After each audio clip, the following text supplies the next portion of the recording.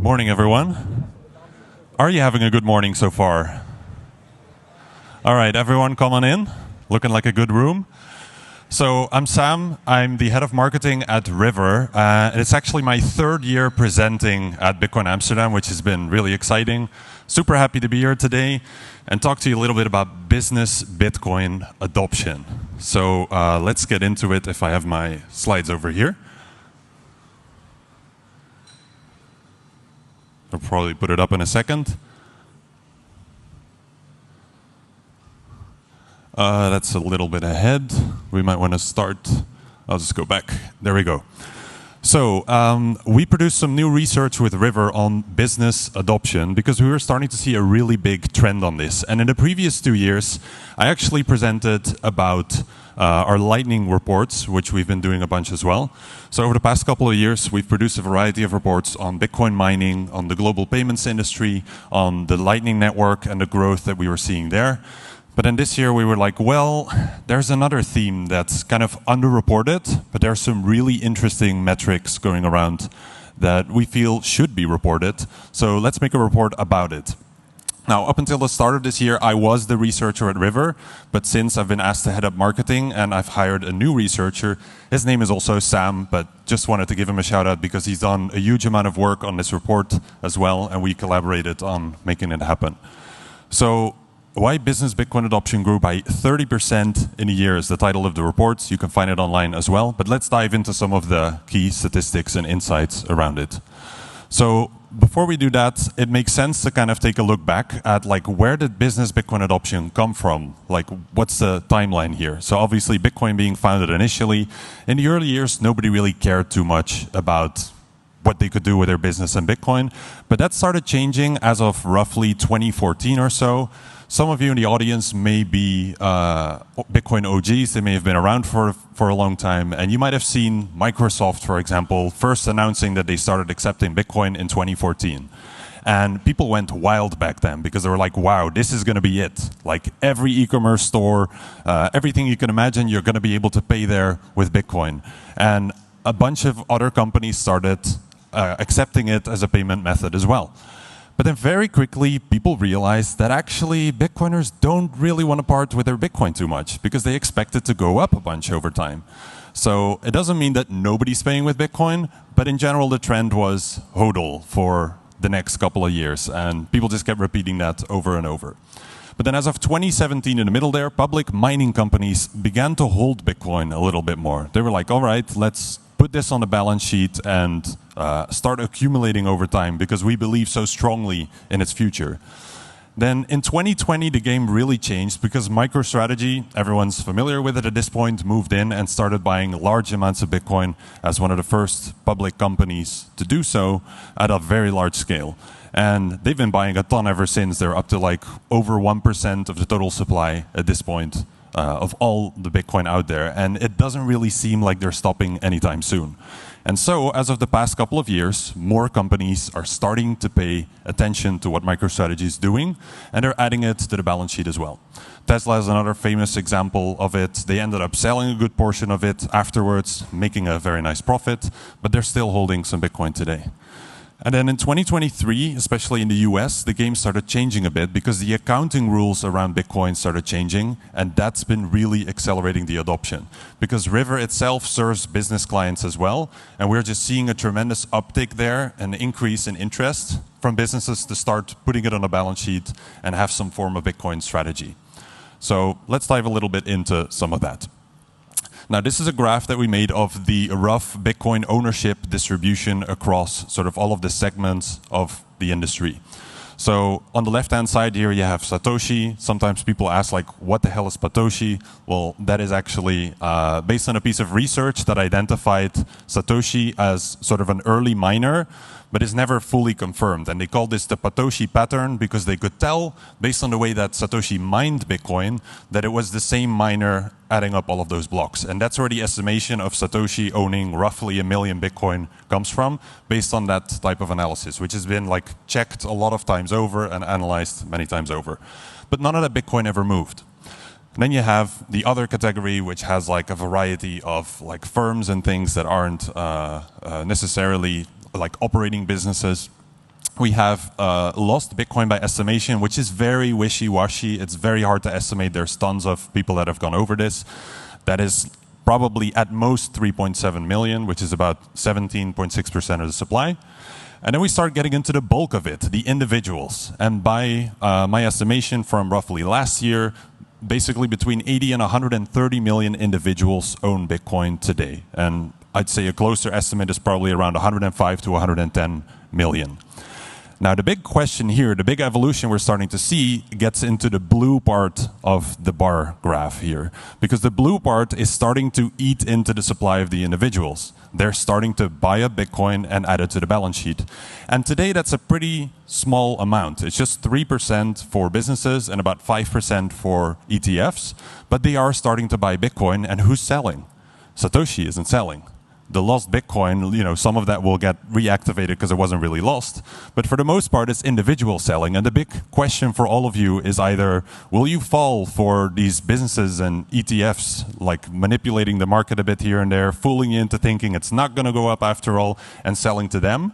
Or are you just going to say, give me a price? Give me my price, give me a big price, and then I'll sell you my Bitcoin. But it's not going to be for 100K, it's not going to be for 500K, you're going to have to pay up. And that's what a bunch of these Bitcoin holders will be taking a position on as well. And then we also see some governments holding it, and ultimately a bunch of Bitcoin that still needs to be mined. So that's kind of the breakdown, but the big trend that we're seeing here is that light blue sliver there is starting to grow in very interesting ways. So this is what that looks like. Ever since 2020, businesses have started putting Bitcoin on a balance sheet. The dark area here are private companies, and obviously only the ones that have reported that they hold Bitcoin. Because lots of private companies haven't reported how much they hold. They've only said, we own some Bitcoin. And actually, River, the company I work for, is one of those. We've disclosed that we hold over half the Treasury in Bitcoin, but we haven't said exactly how much that is. So we are not actually included in this graph ourselves. Then in the golden part of the graph there, you see the public companies, and that's been growing tremendously because they're able to accumulate so much capital to start getting this going. And of course, a big portion of that, roughly a third, is from MicroStrategy. So looking at this here, where you see the just public companies specifically, you see MicroStrategy kind of jumping in on this. Initially, there was a big jump here in 2020 because all of a sudden you had to start reporting that you own Bitcoin, etc. But other than that, it's just been increasing gradually and jumping up and up and up. So we see a wide variety of companies today, public companies, that are holding Bitcoin on the balance sheet across, just like Bitcoin companies, like miners are the most obvious one. For them, it's the simplest, relatively speaking. You have other types of Bitcoin companies. You have technology companies that hold Bitcoin on a balance sheet as well, with plenty of familiar names to people. And then you have just broader cryptocurrency companies and just a variety of other industries, including BlackRock not only offering an ETF, but also putting Bitcoin on its own balance sheet. So this is starting to grow, and we're expecting that this will continue to accelerate over time. Now, in Europe, it's a little bit different. Out of the previous visual, basically like 4 companies are European. So it's incredibly skewed towards the US, where capital markets are just more developed, where there's more large companies with large market caps. And as a result, there isn't a ton of activity in public companies in Europe yet. But I'm pretty curious from the audience here, actually, how many of you are business owners? Okay, I'd say that's about a third or so. And do any of you have Bitcoin in your treasury or on the balance sheet? Okay. It's a pretty good number, actually. I'd say it's like 5 to 10% of the room. So love having you. Hope you get some takeaways from the presentation. But it gives a bit of an interesting perspective of there's, even in this room, there's a lot of like unreported activity of people who run companies who have Bitcoin on the balance sheet and nobody really knows about it. So pretty cool trend that's going on here. And we hear this a lot from our own clients too, that aren't necessarily very public about it, but they are accumulating Bitcoin over time. And we'll get into that in a bit. But let's first talk about, like, why are companies actually doing this? Why are they putting Bitcoin on a balance sheet other than the owner is just super passionate about Bitcoin and not only personally wants to hold a bunch of Bitcoin, but thinks the company should too? Well, actually today, a lot of business treasuries lose value over time, which doesn't entirely make sense. It's kind of weird for your treasury to lose value over time? Like, what kind of strange insurance is it then if it's bleeding so much money for you? But if you look at what the typical business treasury consists of, it's all stuff that companies can basically quickly sell off to have operating cash flows to be able to run their business on a day-to-day basis. So it's often quite hard for them to make longer-term investments that might have a better return for them, and they just need to take a little bit more risk, or they need to invest in things that basically guarantee them to lose money against inflation, but it's not as bad as not investing at all. So they're always in this strange situation where they just have to accept that they're gradually going to lose money over time. So let's take a look at one of the most successful companies of all time, Apple. Apple has a tremendous amount of cash, over $160 billion, or rather a treasury of $160 billion, and they hold about $28 billion of that in cash. Now you can imagine with monetary inflation going on, that's not really a fantastic position, but Apple has diversified their treasury into a bunch of different things, with the biggest slice here being corporate and municipal bonds. So they're basically working with corporations and with like counties and states and whatnot to try to keep the value of their treasury sort of afloat. Now, I'm curious to hear from the room. I've got a couple of options listed for you here. How much profit do you think Apple made from their treasury in the past decade, adjusted for inflation? Who thinks it's A, $105 billion? Literally one person. Okay. Who thinks it's B, $48 billion? We've got two hands in the back there. Who thinks it's C, $2 billion? Got about 10% of the room here, and I mean, the title of the section here kind of colored it, but who thinks it's D, minus $15 billion? That's where the hands go up, and indeed, that is what Apple has done over the past decade, if you adjust it for inflation, which is really important. Because if you don't adjust for inflation, then, you know, a lot of things look a lot better than they are. But when you adjust for inflation, you just see massive drops in the value of their treasury. And a lot of people will say, well, that's COVID, but really it's just accelerated money printing. And that hurts tremendously when you're holding huge amounts of cash. So Apple basically losing a very big chunk there, far more money than many companies will ever get to in valuation. They're just bleeding out of their treasury. And that's a trend that we're just seeing across the entire global economy, where holding a treasury and making sure that it sort of breaks even becomes increasingly difficult. So that is why businesses are starting to look for alternatives, and Bitcoin is one of those options for them. So there are a couple of different ways in which Bitcoin can help a business treasury. On the one hand, you have kind of a defensive approach, where it's not really about like you're trying to make more money, you're just trying to make sure that you don't lose money and that you can avoid some of the risks that you're taking. So everyone knows Bitcoin's a hedge against inflation. And if you actually do the math on this, in this example here, the golden line shows that if in your treasury you would hold 97% cash and 3% Bitcoin over the past 4.5 years, you would have actually made a profit. That's literally just 3% Bitcoin in your treasury. And for a lot of people, it's like, well, Bitcoin's risky, but 3% is not that risky. And that's all it would have taken to actually end up in the plus. So a lot of companies start to wake up and go like, hold on, that is really not so bad. I'm not being asked here or expected to hold half my treasury in Bitcoin to be able to break even. I'm taking a minor position here, and that's actually paying off for me. Whereas if you would have just held cash, you'd be at minus almost 18%, which is a pretty hefty hit for lots of companies, especially smaller ones. And if you would have invested in some kind of money market fund, you would have still lost 8% over 4.5 years, which is doable for some companies, but really not ideal. You don't want to be in that position.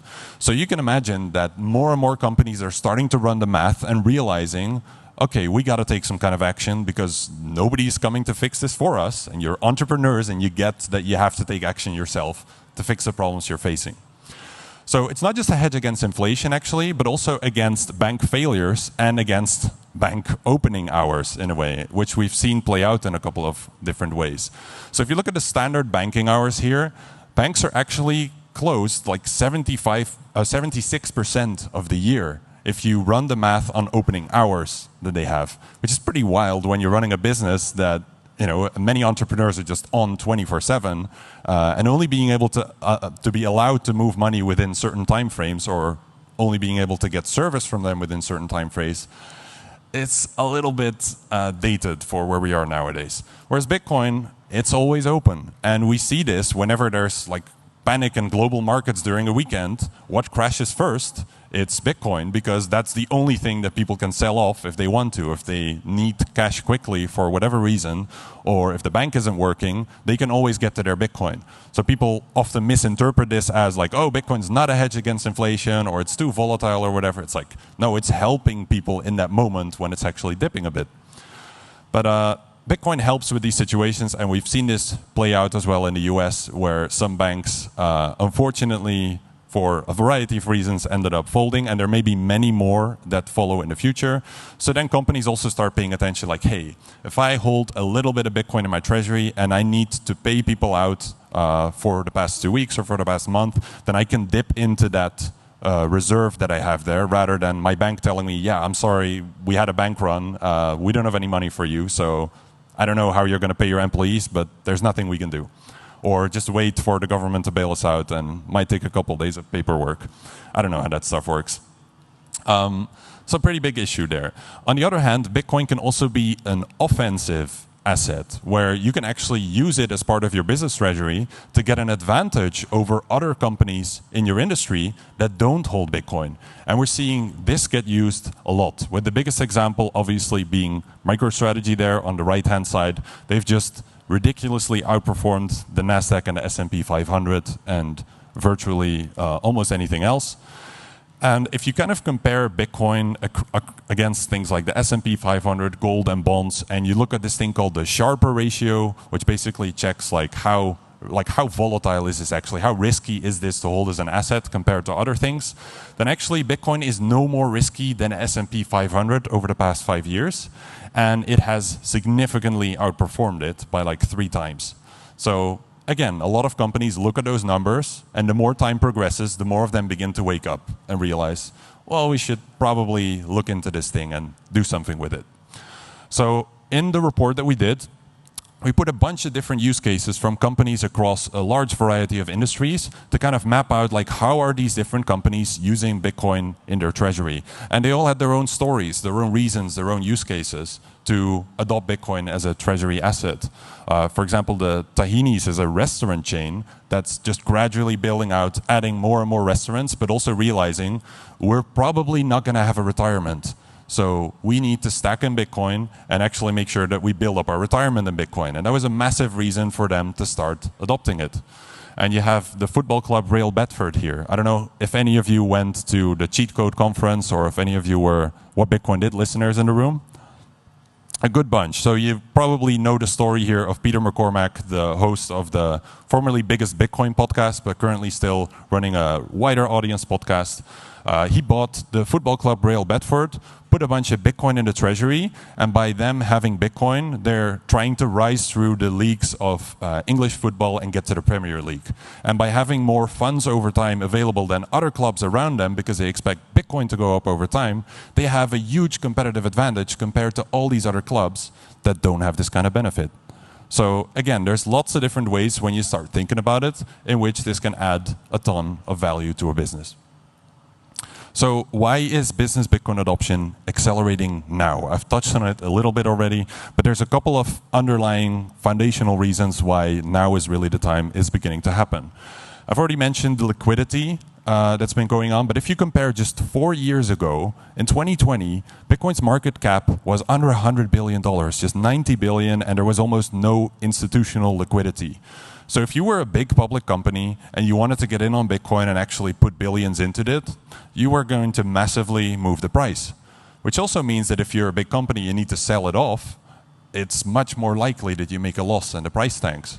So companies were not as eager yet at that time to get into it. But today, Bitcoin's market cap is over $1 trillion. It is just 10x in that time frame. And there's lots of institutional access to liquidity, lots of institutions that are generally involved, and that just changes the game. Ever since the ETFs have emerged, people just take the asset far more seriously. Then the second reason is the fair accounting value. I touched on it a bit earlier. The regulations have changed in the US, where back in 2020, Bitcoin's accounting treatment was not quite where it needed to be. There was a lot of confusion around it, and it basically like understated the value. It added a lot of complexity to be able to use it, and that just was a big hurdle for adoption. It took far more effort to get it on there, so you kind of really needed to want to have it on your treasury.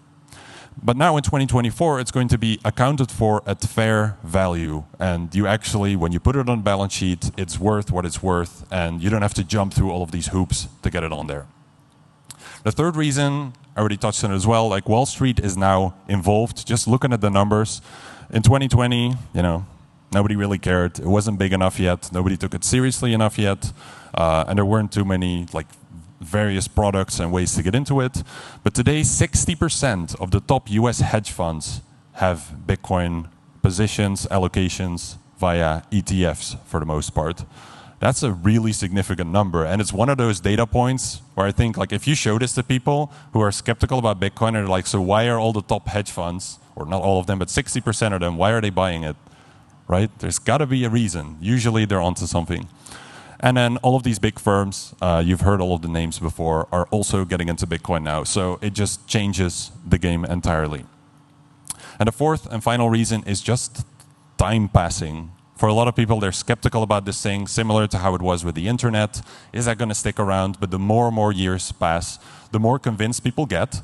And they just start getting really interested in what this thing is. So initially, there were I think the number of public companies is 4x'd in 4 years that hold Bitcoin on the balance sheet, and the amount of Bitcoin 20x'd in that same time frame. So I'm pretty curious what this number is going to be in, say, another 5-10 years from now. I guess all of us have something to say about that, depending on how much Bitcoin we want to sell to them. So some insights from River, because as mentioned, River actually has business clients as well that we serve. We have over 1,000 business clients on the platform. And 70% of those have never sold Bitcoin. We surveyed them to figure out okay, kind of where are you at? What are you thinking of? And a stat that I haven't included here, actually, I'm realizing, is that 95% of them were planning to buy more over the next year. So there's some pretty crazy conviction among businesses. They feel like we've jumped through these hoops to get all the accounting stuff sorted out. And now that we're through it, we're all in and we're going to keep buying. Now, the majority of our clients are smaller companies. They're not even all the big ones that you keep hearing about in the news. So just small to medium-sized enterprises. And lots of them, as a result, don't really need a lot of approval to get into Bitcoin. So it's kind of cool to see that, similar to how Bitcoin adoption itself emerged, where initially it's just the people who are passionate about it and believe in it, they just get into it. So the people got it first. All of us front-ran Wall Street. And very similarly now with the businesses, you see the small businesses largely get in first. Of course, you have a couple of big corporations that are making massive purchases. But for the most part, it's benefiting small businesses for now because it's easier for them to make the decision to put Bitcoin on the balance sheet. Whereas all these large corporations, they need to pass their board, have all these discussions, convince a team of 10 stakeholders to all buy into the decision. And that can take years. And it's a very difficult exercise. So pretty cool to see that as well. Now, we surveyed them as well on what are the reasons why you're sort of hesitant to put Bitcoin in your treasury, what have been the struggles that you faced, and it's honestly largely accounting and tax treatment. It's just the common theme throughout, and I think if you ask in Europe as well, there's just so many companies who are I don't even know where to begin. It cost me a bunch of money to make this decision, and it's going to take a lot of time and work as well. So we finally checked how much of your treasury are you actually holding in Bitcoin today, and saw a really healthy distribution. There's a very large portion here, 28%, that holds less than 10% of their treasury in Bitcoin. So just that little bit to offset inflation. And on the other hand, you of course have a very large chunk as well, over a third, that hold more than half of their treasury in Bitcoin. And we did some kind of forecast on what we expect the adoption to look like in another 1.5 years from now or so, based on all of the companies we're seeing buy. Now you might say, shouldn't there be a forecast that sends this number to zero? Because what if all the companies sell off? Well, practically it could go anywhere. It could also go to millions. But we tried to make a best effort based on the statistics that we could gather of where do we realistically expect this to move. And basically, even our worst case scenario showed they're going to be buying more Bitcoin. Not a huge amount, but still a very significant amount. Now, River itself also holds over 50% of its treasury in Bitcoin. It's our CEO, Alex Leishman, tweeting about it and saying it's for a bunch of different reasons. It just gives us more resources to build new Bitcoin products over time as Bitcoin's value grows. We diversify our treasury away from cash and from the previously mentioned TradFi failures like banking issues and whatnot. And it is also very valuable for the shareholders over time. So for us, it's easier because we are a Bitcoin business and our success is tied to Bitcoin anyway. And I'm sure there are lots of businesses in the room that don't have that sort of like benefit, but also risk, and they just need to make an informed decision about it. So it's up to you to make that kind of call. I'm at time, I think, and I'm pretty much through the slides as well. So I hope you all find it interesting. Take a look at the report online. It's on our website, river.com. It's just freely available to anyone. Don't need to leave any information. Hope you had a good time. Love answering some questions afterwards. And have a great day at Bitcoin Amsterdam.